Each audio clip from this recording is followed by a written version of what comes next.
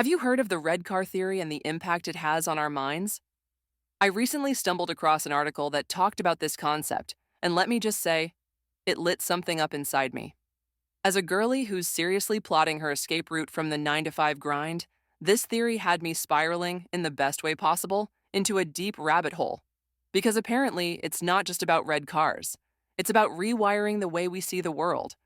So, what exactly is the red car theory? Let's break it down. The red car theory suggests that when your brain is subconsciously tuned into something specific, you suddenly start noticing it everywhere. Like, everywhere. Think about it. If you weren't intentionally looking for red cars, your brain wouldn't really clock them in your day to day life.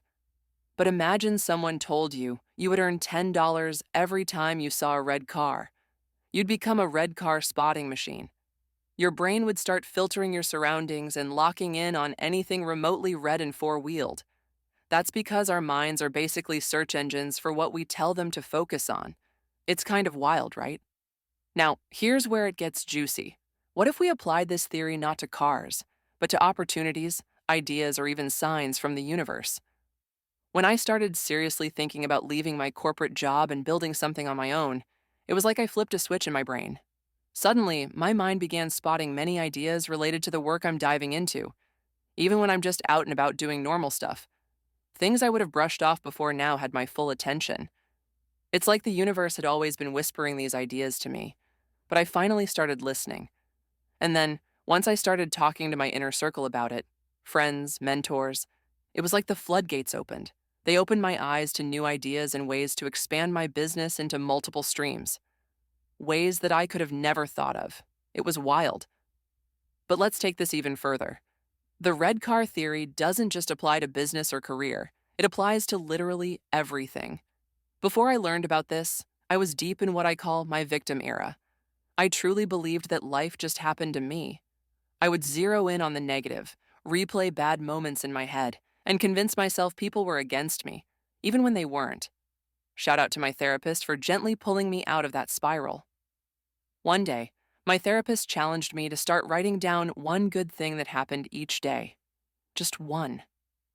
At first, I thought it was silly, but over time, I noticed I was actually looking for good things during the day, just so I'd have something to write down.